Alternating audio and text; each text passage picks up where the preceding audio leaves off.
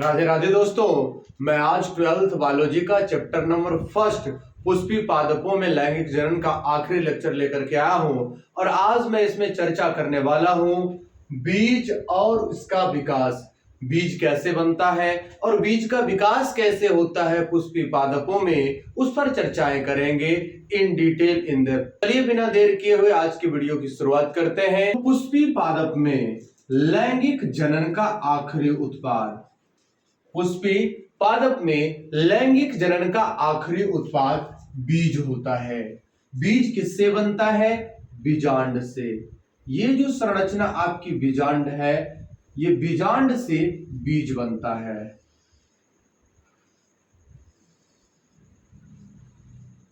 बीजांड ही आगे चल करके बीज का निर्माण करता है।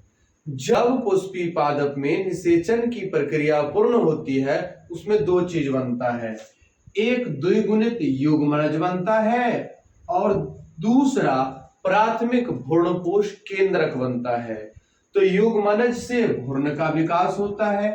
युग्मनज से भ्रूण के विकास को भ्रूणोद्भव कहते हैं, जबकि प्राथमिक भ्रूणपोष केंद्रक से भ्रूणपोष का निर्माण होता है।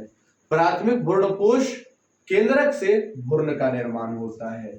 बहुत सारे ऐसे बीज हैं जो विकास के दौरान, अर्थात बहुत सारे बीजों में भ्रूण के विकास के दौरान भ्रूणपोष का उपयोग कर ली जाती है, और जिस बीज का भ्रूणपोष उपयोग कर ली जाती है उससे अभ्रूणपोषी बीज कहते हैं। नॉन एल्ब्यूमिनस बीज कहा जाता है। बीज जिसमें भ्रूण विकास के समय समस्त भ्रूणपोष का उपयोग नहीं होता है, अर्थात कुछ शेष रह जाता है, तो उसे हम कहते हैं भ्रूणपोषी बीज।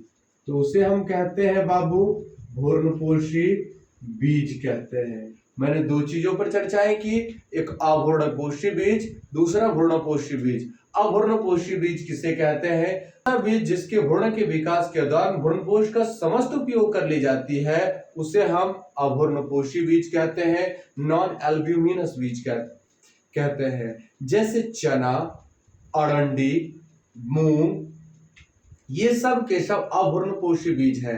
जबकि भ्रूणपोषी बीज कौन होता है?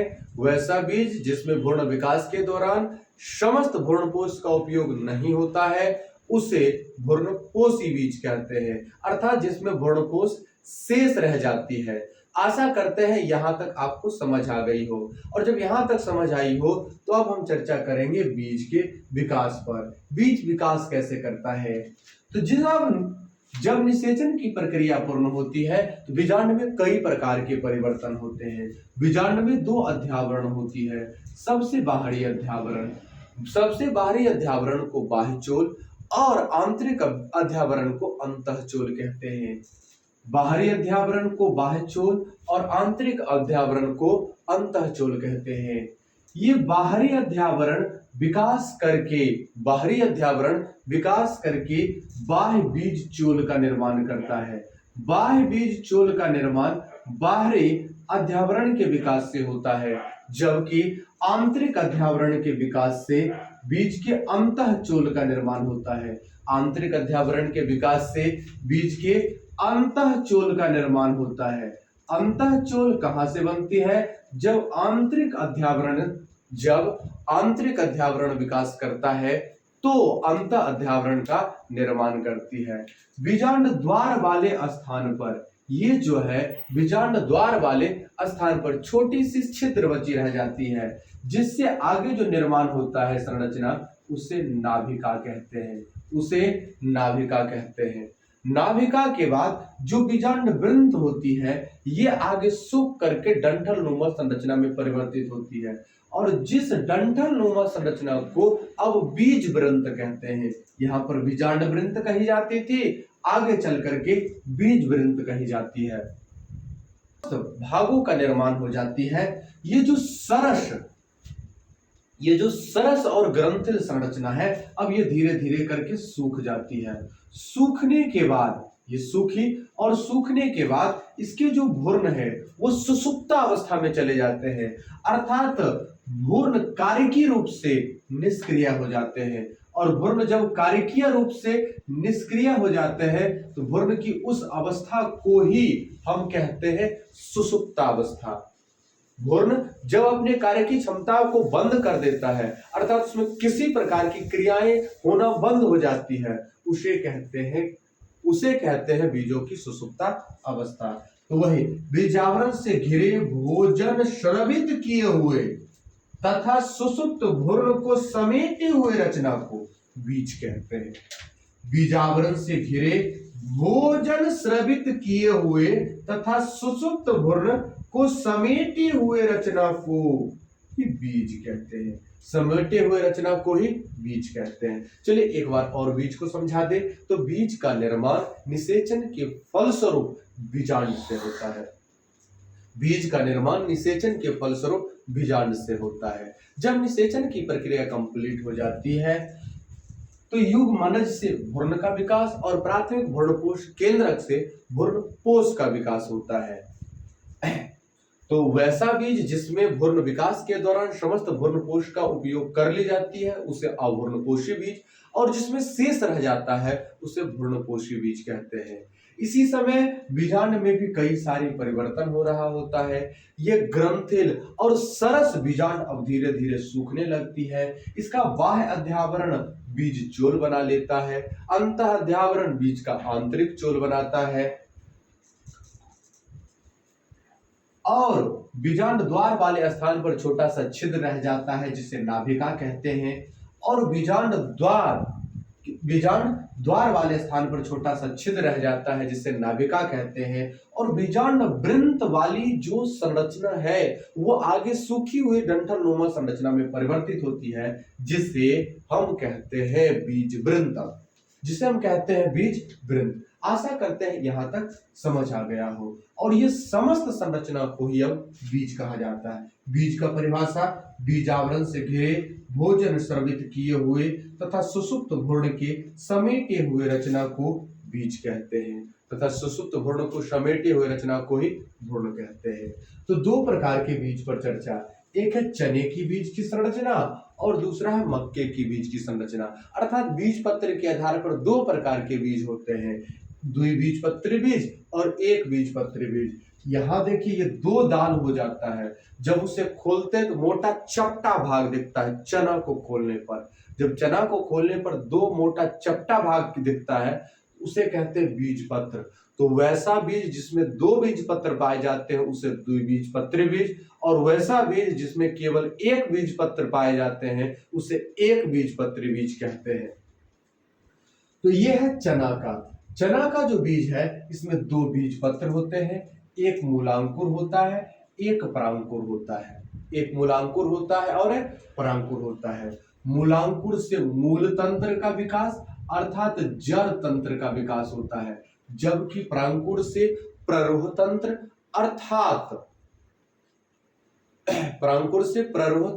अर्थात शूट सिस्टम अर्थात तना फूल पत्ती का विकास होता है। आशा करते हैं यहां तक। इसके बाद है मक्के की बीज की संरचना। मक्का का बीज एक बीजपत्री बीज है। मक्का का बीज एक बीजपत्री बीज होने के बावजूद ये भ्रूणपोषी बीज है, एल्ब्यूमिनस सीड है। इसमें भ्रूणपोष की मात्राएं पाई जाती है। इसके सबसे बाहरी आवरण को जो सफेद सफेद या पीला भाग होता है उसे बीज चोल कहते हैं। उसके जस्ट नीचे जिसको आप पिसवा करके खा लेते हैं उसे भ्रूणपोष कहते हैं। उसके अलावा उसमें बीज पत्र होती है और केवल एक बीज पत्र है। इसमें केवल एक बीज पत्र पाई जाती है। बीज पत्र के नीचे परांकुर चोल पाई जाती है और परांकुर चोल के नीचे परांकुर पाई जाती है। परांकुर से पुनः निर्माण होगा प्ररोह तंत्र का अर्थात फूल पत्ती तना, इन सब का विकास परांकुर से होता है। उसके नीचे मूलांकुर होता है। मूलांकुर से मूल तंत्र अर्थात जड़ तंत्र का विकास होता है। मूलांकुर के जस्ट नीचे मूलगोप और मूलगोप के नीचे मूल शीर्ष होता है और इसमें जो नुकीला भाग दिख रहा होता है उसे वृंत या बीज वृंत कहते हैं। तो ये था मक्के की बीज की संरचना। इसमें देखिए अब जो संरचना आने वाला है फल का निर्माण। तो बीजांड से बीज का निर्माण होता है। जबकि जब निषेचन की प्रक्रिया बताए थे तो जो मादा पुष्प का मादा भाग होता है उसे स्त्री केसर या अंडक कहते हैं। स्त्री केसर के 3 भाग, वर्तिकाग्र, वर्तिका और अंडाशय। तो उसी समय अंडाशय विकास करके फल बना लेता है। तो अंडाशय विकास करके फल बनाता है। तो किसी भी निषेचित पुष्प के अंडाशय विकास करके फल बनाता है, जबकि बीजांड विकास करके बीज बनाता है। अंडाशय से बना फल। फल में भी 2 प्रकार के फल होते हैं, एक को कहते हैं सत्य फल, दूसरे को असत्य फल। सत्य फल को वास्तविक फल भी कहा जाता है। तो वैसा फल जिसका निर्माण अंडाशय के विकास से होता है। जब फल का निर्माण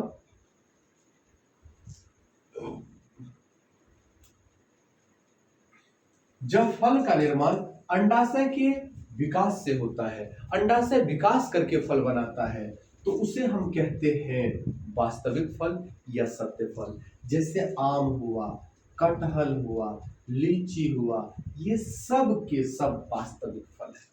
दूसरा है आभासी या कूट फल। सवाल उठता है आभासी या कूट फल किसे कहते हैं?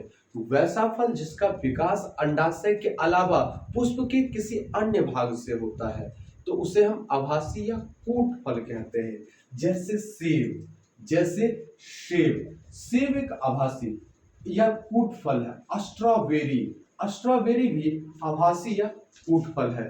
सवाल ये पूछेगा कि सेब को आभासी या कूट फल क्यों कहते हैं? सेब को आभासी या कूट फल क्यों कहते हैं? तो जानकारी के लिए हम बता दें कि सेब का विकास पुष्प के अंडाशय के अलावा पुष्प के पुष्पासन से होता है। ये पुष्पासन से विकास होने के कारण इसे कहते हैं। तो सेब का विकास पुष्प के अंडाशय से ना होकर के पुष्प के पुष्पासन से होता है। चूंकि इसका विकास पुष्पासन से होता है, इसीलिए हम इसे कहते हैं आभासी या कूट फल। तो फल का विकास अंडाशय से होता है। अंडाशय की भित्ति फल भित्ति का निर्माण कर लेती है। अंडाशय का भित्ति फल भित्ति। और वास्तविक फल में 3 प्रकार की फल भित्ति पाई जाती है, बाह्य फल भित्ति, मध्य फल भित्ति, अंतः फल भित्ति। और अधिकतर फलों में मध्य फल भित्ति खाई जाती है। जैसे आम में जो गूदा वाला भाग है उसे कहते हैं मध्य फल भित्ति। आपसे पूछा जाएगा कि आम का कौन सा भाग खाया जाता है, तो मध्य फल भित्ति को खाई जाती है। इसके बाद जो टॉपिक है बाबू वो है असंग जनन। बहुत सारे ऐसे पादप हैं जो लैंगिक जनन के बगैर ही संतान उत्पन्न कर देते हैं। जब किसी भी पुष्पी पादप में युग्मक संलयन के बिना ही संतति का विकास हो जाता है, तो उसे हम कहते हैं असंग जनन। जब किसी भी पुष्पीय पादप में युग्मक संलयन के बिना ही संतति का विकास हो जाता है, तो उसे हम कहते हैं असंग जनन। असंग जनन का खोज विंकलर ने 1908 में किया था। असंग जनन का खोज विंकलर ने 1908 में किया था। असंग जनन का खोज विंकलर ने 1908 में किया था। असंग जनन किसे कहते हैं? युग्मक संलयन के बिना ही संतति के विकास को असंग जनन कहते हैं।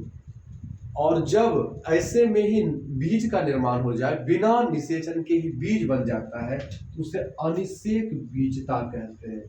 जब बिना निषेचन के ही बीज का निर्माण हो जाता है तो उसे अनिषेक बीजता कहते हैं। आशा करते हैं यहाँ तक अब आपको क्लियर हो गई होगी। आखिरी टॉपिक जो इस अध्याय का है,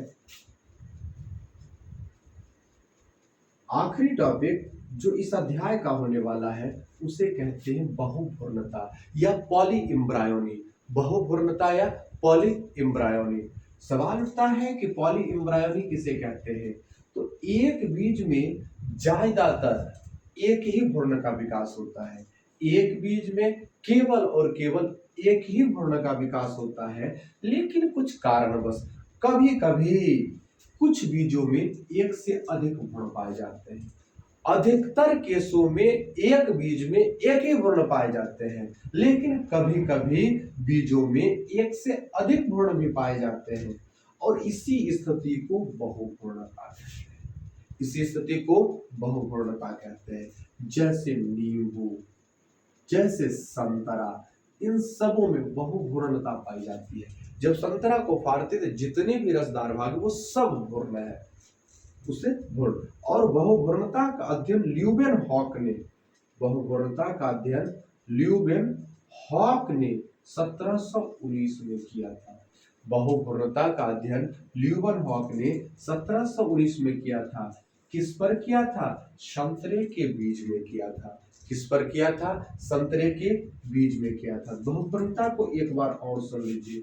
एक बीज में केवल और केवल एक भ्रूण का विकास होता है, परंतु कभी कभी कुछ बीजों में एक से अधिक भ्रूण पाए जाते हैं और इस स्थिति को बहुभ्रूणता कहते हैं।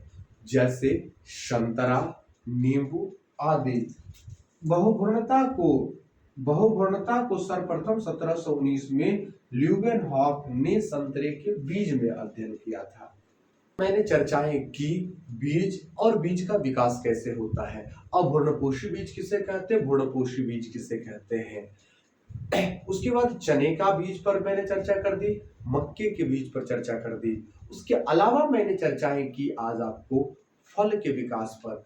फल दो प्रकार का होता है, सत्त फल और अशक्त फल, या आभासी फल या कूट फल, उसी को कहा जाता है। उसके बाद मैंने चर्चा की असंग जनन पर। उसके बाद मैंने चर्चाएं की बहुभ्रूणता पर। मैं आशा करता हूं ये तमाम टॉपिक आपको इन डिटेल इन डेप्थ समझ आई होगी। अगर आपको in detail in depth topic समझ आई है तो वीडियो को लाइक कीजिए, चैनल को सब्सक्राइब कीजिए। मिलते हैं हम आपसे अगले वीडियो में। तब तक के लिए हंसते रहिए, मुस्कुराते रहिए और पढ़ते रहिए बायोलॉजी एम महाराज के साथ।